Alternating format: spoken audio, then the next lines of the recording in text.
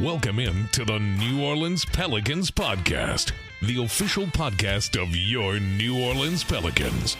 A podcast dedicated to everything you need to know about the squad.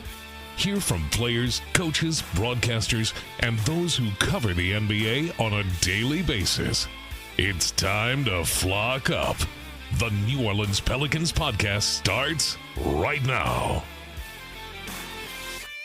Hello, everyone, and welcome to the New Orleans Pelicans Podcast, your official podcast of your New Orleans Pelicans. Mr. Jim Eichenhofer, Pelicans.com, Gus Kattengell with you on this Monday, March 10th, getting ever so closer to St. Patrick's Day, which I believe is a week away. Are you Irish, Jim? You Irish? I am not. I do not have any Irish bone in my body. No.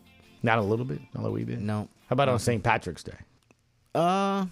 Still no. You're No. not Jimmo Eichenhofer? No. See, No. I mean, so I kind of figure if you just put it like an O, like Kattengell. That works. That works. Anyway, Yeah. I married a Cunningham, so I guess I'm, I don't know if it helps or not. I always tell Carver, because clearly you look at him and you look at me, we look very Irish. Very Irish. Yes. And Yes. he was like, Mama, I'm not Irish. I'm like, no, well, buddy, you kind of have that in you. Yeah. So anyway, but that's a week away. Got a week's worth of games, Jim. We talked about it the last time.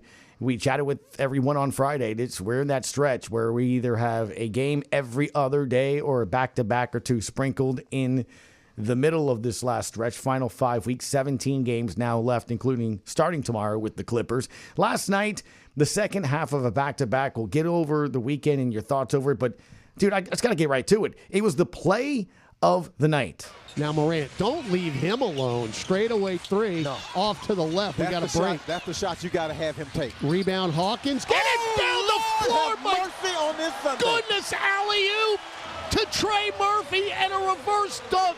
You cannot be serious. Caught it, knew where he was, and finished. All right, Jim, where you were sitting when you saw that play take place, how did you feel?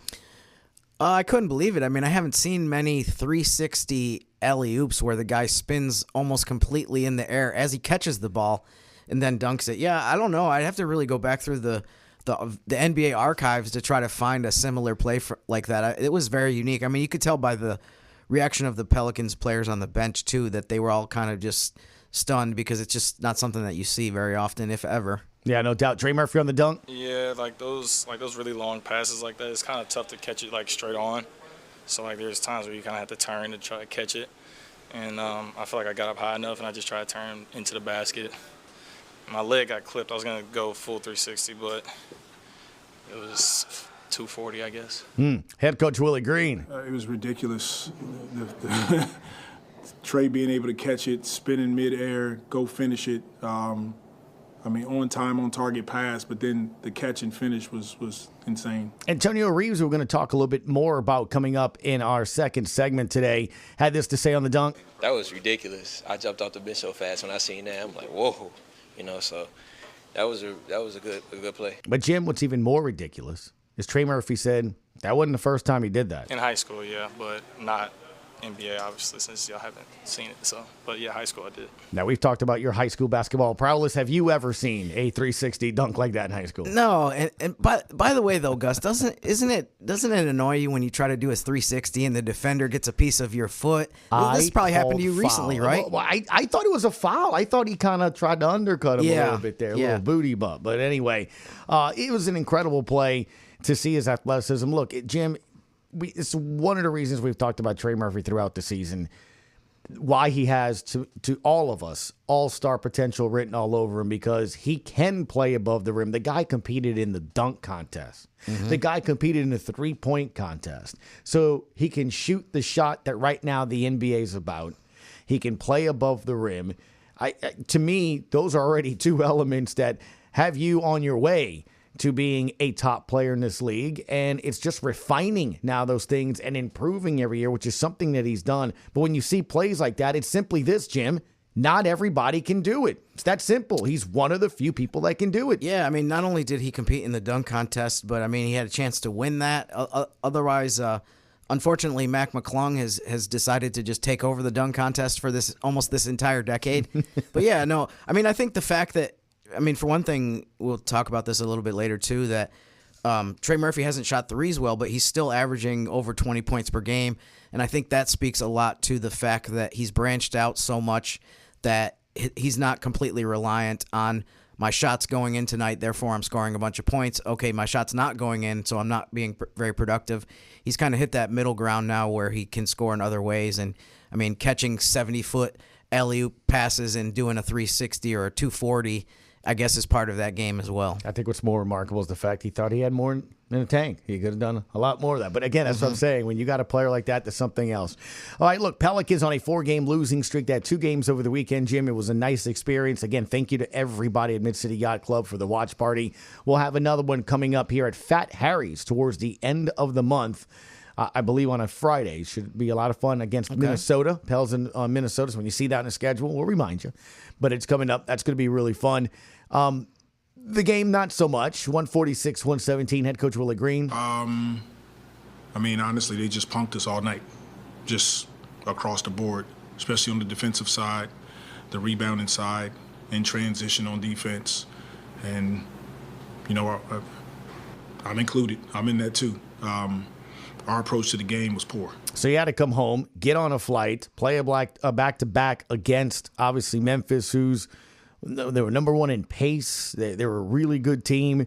They're high up in the Western Conference standings. What did Coach think of the effort despite the 3-point loss, 107-104 last night? Loved our resiliency and our ability to stick together. You know, that's what I said to the guys, you know, after coming off of a tough loss to Houston, traveling back-to-back against another really good Western Conference team. I love our approach to the game tonight. You know, still some things we got to clean up, but overall, you know, no argument with the effort and our ability to step on the floor and compete at a high level. Yeah, I mean, it was a much better performance overall, and you know, he used the word effort there at least once, maybe more than that, in his post-game comments. I mean, coming off of the performance Saturday, it was really glaring how poor the defense was. It seemed like the Rockets were able to do pretty much whatever they wanted. They took advantage and capitalized on every mistake that the Pelicans made, which they were abundant in terms of how many errors they made. So I thought that was the biggest thing. I mean, we're going to talk about some of the individual players that are getting more of an opportunity to play more right now, or specifically Sunday night and then going forward. But I thought, you know, at the other end of the floor, defensively, I mean, they held the Grizzlies to 41% shooting from the field. They were 27% on threes. You know, in that one clip, the radio guys were talking about Ja Morant. You know, it seemed like they did a decent job of, you know, giving him 3-point shots even when he's wide open, because that certainly beats the alternative of letting him drive into the paint and just destroying you by getting to the basket or dishing off to guys because he collapses the defense, and all of a sudden they've got 2 or 3 wide open 3-point shooters, guys that are better 3-point shooters than Ja Morant in terms of, you know, what they've shown throughout their career, or especially this season where he struggled from the 3-point line. But then later in the game, in the fourth quarter, Morant again, you know, I don't want to say he took over, but he definitely had some stretches where it was like, this guy again in the fourth quarter in New Orleans is gonna do some serious damage. And there's, you know, they did a decent job of containing the Grizzlies overall, like I said, with some of those offensive numbers.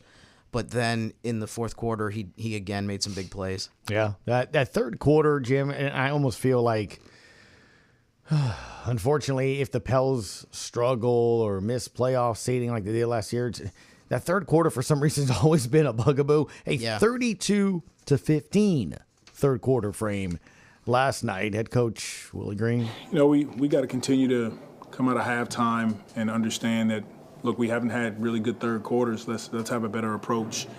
But, you know, teams, they have a say-so. They make adjustments just like we're trying to, and they're coming out playing with force. Missed a couple shots, couple turnovers, and it led to some easy baskets for them. So just something that we got to continue to look at on tape, work at it in practice, and just have a better approach to it. And Jim, I think a lot of it has to do with, you know, some of the lineups you're using right now that haven't maybe started the third quarters, like Jordan Hawkins starting, you know, things of that nature. So because some fans may hear them and be like, you know how to start it. Well, no, it's not. Do you know how to start the third quarters? You don't have the DeJounte Murray and Herb Jones that are starting the third quarter and others, right? I mean, you have different lineups, that are doing it. Yeah, and I was, by the way, too, I was curious while you were playing that to look up whether, if there's some stats that back up that the Pelicans have really struggled in third quarters this season compared to other periods. And because, sometimes we fool ourselves a little bit. I say this about free throw shooting, that people only notice it when it's bad. And so sometimes I feel like a lot of seasons people think that the team's free throw shooting is worse than it is. And you could say the same thing about third quarters and any other area. But they actually are 29th in net rating in third quarters, the Pelicans this season. They're 26th in second quarters. And I have to look up some of these other quarters. But it definitely shows from that statistic at least that the third quarter has been more of a problem than some of the other periods. They're 28th in first quarters as well. So, I mean, I'm sure no matter what quarter you look at, no matter what segment, it's not going to be great, but it definitely does bear out at least a little bit that the third quarter has been their weakest quarter of the season. No doubt. We'll see. As we said, 17 games remain. There's a lot of things you can continue to work on here and have people get some time. One thing that is interesting that I want to get into is a pair of players that are going to get a lot of minutes. And look, we got to see them this summer, Jim, when we all were together for Summer League in Las Vegas. Karlo Matković had some really big games. You know how I feel about Antonio Reeves. I just think that guy is really going to grow in this organization. And you're starting to see some of that right now. It's interesting. Trey Murphy, as he was growing to the player he is right now, when he used to knock down the threes, Todd used to have a saying, he's giving it to someone else. An athletic. Well, John, I'm looking at our lineup right now as Matković takes a right corner three, and he answered that question as Karlo's corner has emerged here, 30-28. And wow. Huh? Trey Murphy's corner is now Karlo's corner. That's very interesting. That's high praise. Yeah, you like that? And then our guy, Antonio Reeves. Down to Matković. He's got to take that shot. Up top, Reeves, another three. Oh. And that one a little deeper than the last one, and Reeves is 2 for 2. And now 6 points. I'm sorry, Miss Jackson. If you know, you know. Jalen Wells underneath. Pick. Pocket. Kelly Olynyk. Up the floor, Bruce Brown. Drives in. Dump it off. Bounce pass to Reeves for the right corner three, and the heat check for the rookie. Hey, ya! 47-33. Tell you, that's why you got to listen to the broadcast. You'll understand the references. And then finally, Bills have cut it to 5. And now a steal, Reeves. Come out with it. Matković leaked out. Dump it down to Karlo and throw it down with 2 hands. Karlo's corner, my foot. Karlo's rim. Great find by Reeves to Matković. I don't think we could find a better series of highlights for the next discussion here between these two players, huh? Yeah, boy, Graf and JD are having a blast up there. I did not realize how much fun they're having. We got extra headsets if you'd like. I can put one on you so you can listen during the game. Yeah, no, I mean, I think Karlo had his second double-double of the season last night.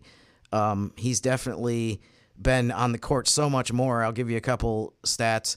He's now played in 17 straight games, and of those 17 games, he's played at least 15 minutes 16 times. So only one time he hasn't reached that level. Mm-hmm. Of the first 48 games, he only played in 10, and he only played 15-plus minutes twice. So, I mean, we're just getting to see him so much more on the floor.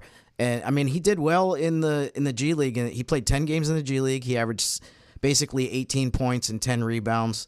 Shot 59% from the field, shot 38% on threes. So he definitely showed some of that skill at a different level as far as being able to make those corner threes and knock down some jumpers. So that's been a really nice development from what we saw from him before, where he was on the Summer League team.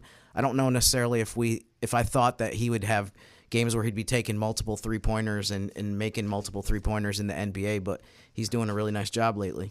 I think one of the things that in our conversation we had with him just a couple weeks ago for the podcast, a player that's very appreciative of his opportunity, a player that also is trying to get better and is one of those players that puts in that extra work, does the film study, trying to learn the game from that nature.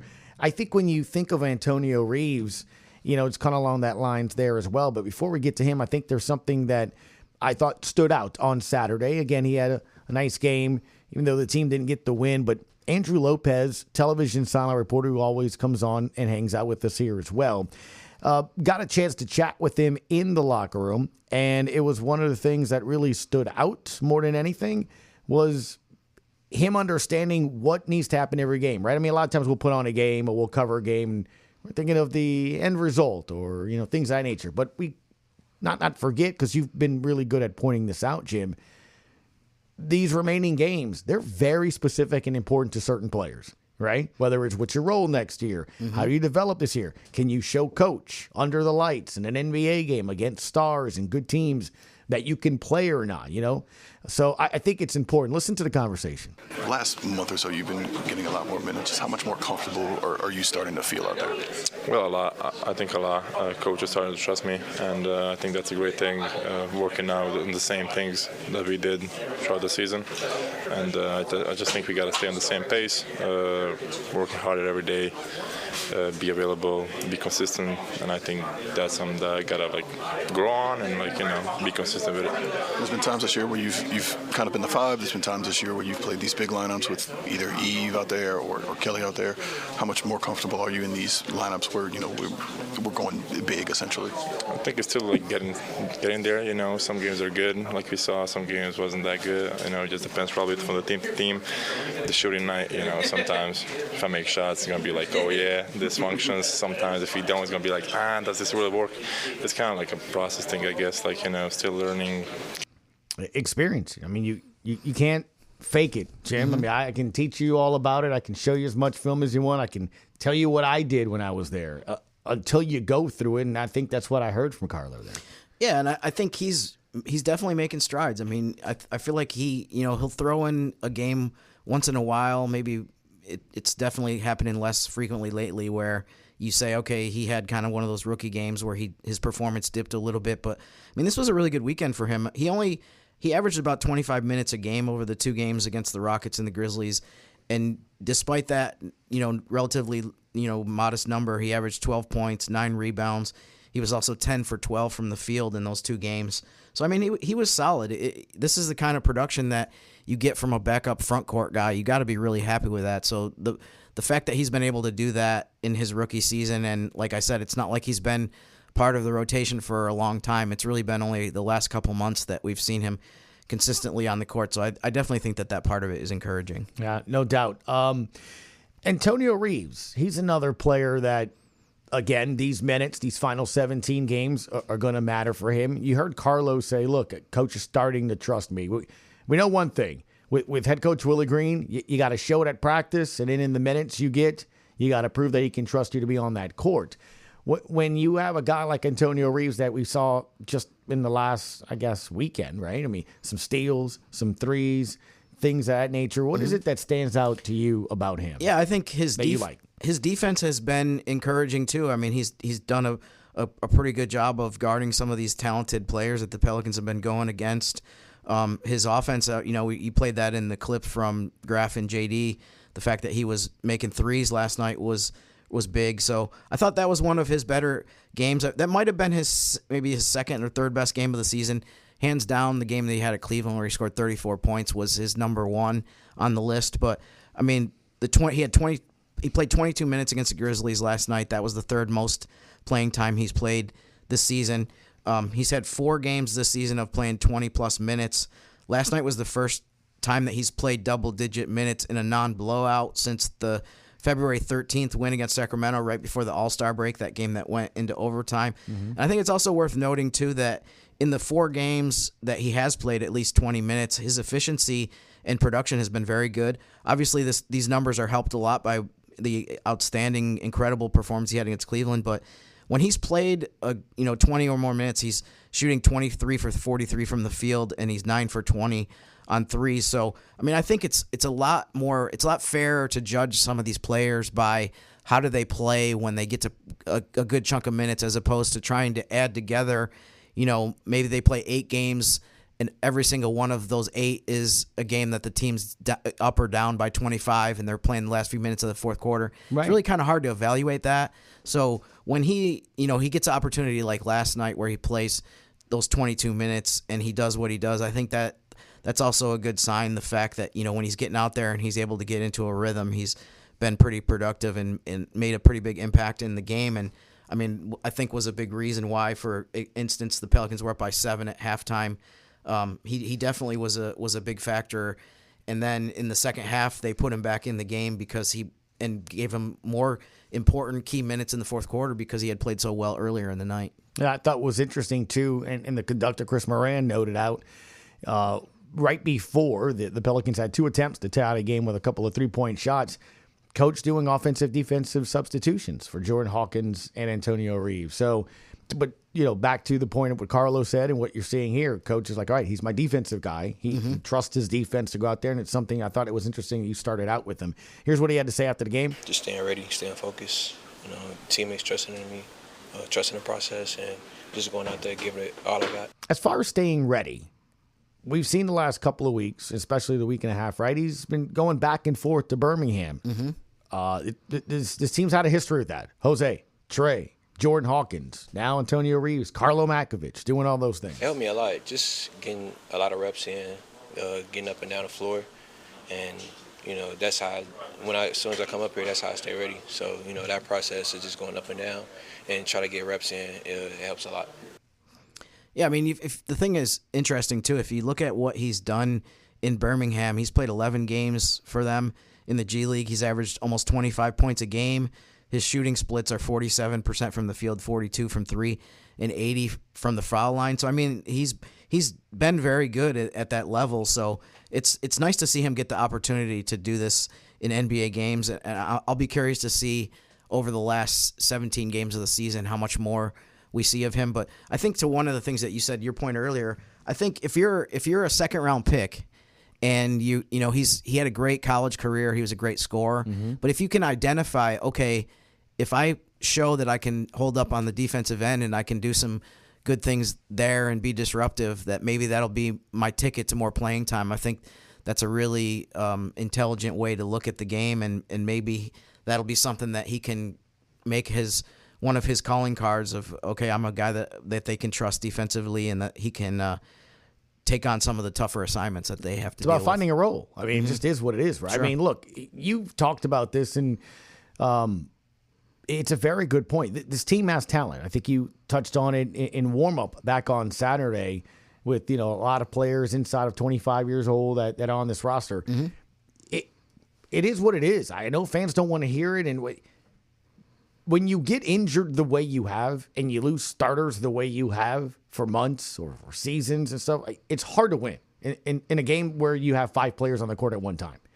To your point that you've brought up, when most of your roster, a good third, if not half of your roster, are talented, legit NBA players or starters, there's only so many places for you to stick them in. And we're not even talking about whatever the Pels may get in the draft this year. So sure. I think it is smart. That's something you just pointed out of, if I'm Antonio Reeves, I want to stick around. How do I do that? Where can I fit? Here's what he had to say about goals for the rest of the season. Make sure I give it 100% effort.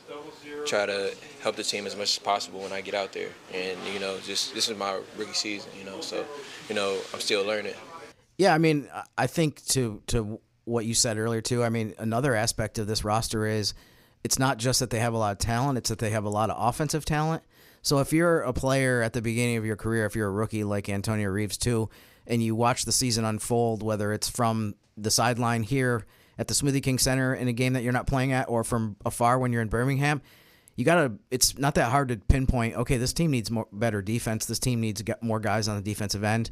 We've talked about all season how the rankings and where they rate defensively and efficiency has been in the bottom tier. So you're not going to be, there's almost no rookie, unless you're a lottery pick, who comes in like Zion and is saying, okay, I'm going to average 20, 25 points a game.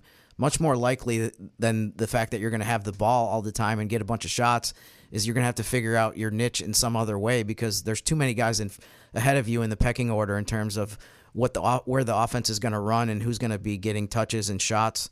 So I think that's another reason why if he can make his mark defensively over the last month plus of the regular season, that would be something that he could hang his hat on and go into the offseason saying, I made a difference at that end of the floor.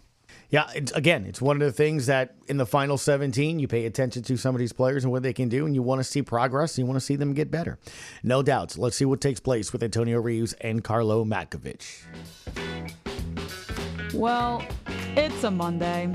Thankfully, Jim is always our Friday. It's time for Mr. Eichenhofer to give his players of the week and a player to watch for this week. What you got, big guy? Let's start with the player of the week for week 20 of the season, and that was Zion Williamson. Played in 3 of the 4 games. He averaged 25.7 points, shot 56% from the field, averaged 4 assists, 1.3 steals, and 1 block per game. He still, by the way, too, Gus, has his 46-game streak of having a steal or a block intact. So even though Saturday's game, which was the last game that he played in, did not go great for the Pelicans, he picked up a couple steals to keep that streak going. And so we'll see how long he can extend that, and we'll look ahead to that. The player to watch in Week 21, I'm going to go with Trey Murphy. By the way, he averaged 21.3 points over these 4 games. He shot 50% from the field, only 22% from 3, 83% on free throws, and his 58-game streak with at least 1 3-pointer made. Unfortunately, that ended Saturday at Houston. But I think one of the reasons why I made him the player to watch over these next 3 games that the Pelicans are going to play is just to see him, continue to make progress and probably bounce back a little bit from, he's very uncharacteristic to see him shoot threes, at a low level. So I'm sure he'll get hot at some point very soon. And by the way, too, for him individually, not sure how much he's going to match up specifically with some of these players, but if you look at the Pelicans' schedule this week, you're talking about, the Clippers have Kawhi Leonard, the Magic have Franz Wagner and Paolo Banchero, Spurs have Devin Vassell. So, they're going to be going up against a bunch of talented guys. The latter 3 of those are all young players, similar to Trey Murphy, where they're trying to, make a statement of where they are among the better young players in the NBA. Then Kawhi Leonard obviously had a game winner Sunday night and has established over time how good of a player he is. So we'll see what happens with those guys. And then lastly, the spoiler scale. Now, I think, Gus, this is actually pretty tame this week because you're talking about, teams that are in kind of play-in position, and then a team that's, kind of on the fringes now of trying to stay in the play-in race. So Tuesday night they play the Clippers, who are 35-29. That's 8th place in the Western Conference. I gave that one on the spoiler scale a 7, which is actually the highest of any of these games this week. The Clippers are 1 game out of 6th place behind Golden State right now. So that race is pretty tight and pretty close. They're also vying with the Wolves and the Kings. Basically, there's 4 teams that are kind of battling for 6th through 9th. I would say that's kind of its own tier. The Mavericks right now are in 10th. That's there's a couple teams right behind them as well. But the Clippers are a 7 on the spoiler scale. Thursday game against Orlando, which is also a 7 o'clock home game. The Magic are 30-35. They're in 8th place in the East, and unfortunately for them, they've been in kind of a tailspin lately where they've really struggled over their last bunch of games. They actually had a 5-game losing streak before they had a really nice win at Milwaukee on Saturday. But before that, they were really struggling. 2 of those 5 wins were also to the Raptors, who haven't been very competitive this year. I think the Magic have suffered a lot with Jalen Suggs' injury, that he's going to be out for a while now. So I gave that one a 5 on the spoiler scale because it's kind of right in the middle. It's the Magic definitely have a lot to play for, but I don't know if their status is going to change too much from where they are. They're going to be a play-in team, and they're probably going to be somewhere in that mix. They're not going to be in the top 6 in the East. And then lastly, the San Antonio Spurs on Saturday at 7:30, the game in Texas. I gave that one a 4 on the spoiler scale because the Spurs really, unfortunately for them, have really kind of played themselves out of realistic contention for a play-in spot. They're 26-36 right now. They're in 13th place. They're 4.5 games out of 10th. They have a couple teams even between them and Dallas, which is in 10th. And honestly, the Pelicans really did a lot of damage to them in the games on February 23rd and 25th by sweeping that baseball series when the Spurs were here. I mean, if you think about it, the Spurs if they win those games, they're only 2.5 out, but instead they're 4.5 out. So, I mean, it's really a tall order right now for the Spurs over their last 20 games to be able to get back in the race. And it also has not helped at all that they're only 3-7 since Wemby was ruled out for the season. So they're definitely in a stretch right now where they're having a hard time getting wins. So gave that one a 4. Just to review, Clippers 7, Magic 5, Spurs 4.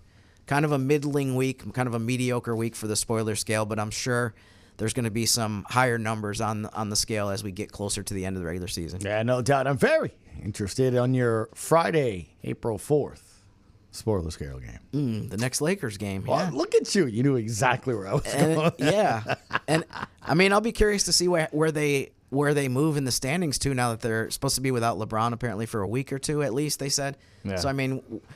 It was a very severe groin injury. I don't know if you know that. Yeah, I'm not going to comment on groin injury. We almost lost him, by the way, on that. What was it? It wasn't a flop. It was the most egregious offensive or defensive foul ever. Did you see that? Yeah. Offensive foul. It wasn't called. Mm-hmm. Yeah. I just thought of the Seinfeld episode, Back and to the Left, when I saw that highlight from the project. You know what? It is what it is. Mr. Jim Eichenhofer, Pelicans.com. Thank you, sir. Appreciate your time. Thanks, Gus. We'll see you on Wednesday. We'll talk about tomorrow night's game with the Pelicans host the Clippers. You've been listening to the Pelicans Podcast on wherever you listen to the New Orleans Pelicans Podcast. Thank you. Thanks for listening to the New Orleans Pelicans Podcast. Join us 3 times per week on Pelicans.com, the Pelicans mobile app, the iHeartRadio app, or where you get your podcast. And be sure to give Jim and Gus a follow on X at Jim_Eichenhofer and GCat_17. We'll see you next time, right here on the New Orleans Pelicans Podcast.